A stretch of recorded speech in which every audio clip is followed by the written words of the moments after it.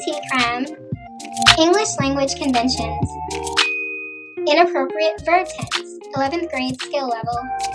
ACT Foundations, question 15. Me Medicine, Antidote Your Ignorance. ACT English Foundation, Verb Tense, question 15. Does the following text have an inappropriate shift in verb tense? If so, fix any verbs that don't match the tense of the verb in bold.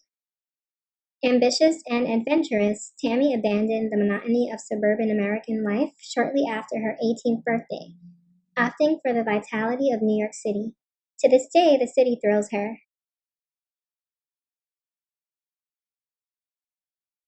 Here's what you need to understand. The tense of a verb tells when the action takes place. You should generally avoid shifting tenses within or between sentences unless you need to reflect a time change. Let's take a look at this example. Kathy grew up in Cleveland, but now she lives in Pittsburgh. The sentence shifts to the present tense to reflect a time change. This is appropriate in this instance.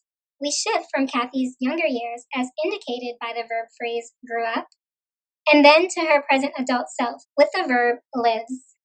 As I previously stated, this shift in tense is appropriate. Or check out this second example. Rachel grabbed the microphone and sings to the crowd. There is no need to reflect a time change, so both verbs should be in the same tense.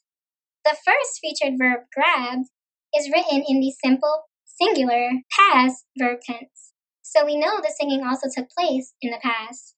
However, the second verb, sings, is written in the simple, singular, present verb tense. There is no need to reflect a time change.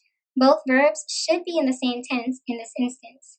Shifting the tense of the second verb to its present tense verb form is incorrect, because this creates inconsistency in the overall tense of the sentence. Change sings to its simple, singular, third person, past tense verb form to restore consistency. There you have it. We've changed sings to sang. It's simple, singular, third person, past tense, verb form. We have restored consistency in this sentence, and this new verb form is correct. However, you may shift tenses if you need to use the present tense to state a general truth. You may also shift to the present tense to discuss the nature or contents of an artistic work, such as a book, film, or painting. This use of the present tense is called the literary present tense. Let's take a look at this example of a general truth. Mr. Smith taught his students that the brain uses around 20% of the body's energy. The sentence shifts to the present tense to state a general truth.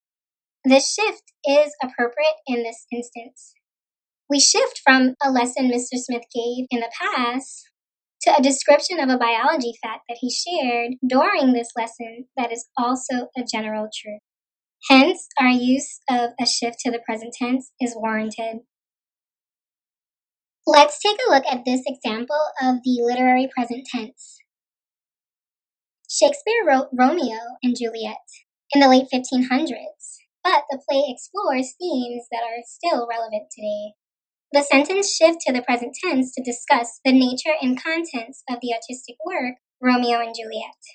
This tense shift to the present is appropriate in this instance. All right, back to the original question, now for the solution. Look at the verb in bold, abandon.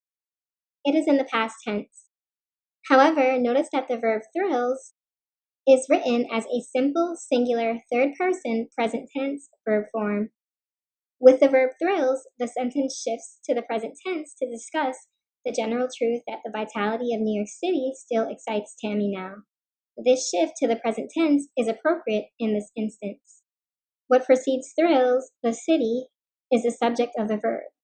The excitement she receives from the city is an example of a general truth.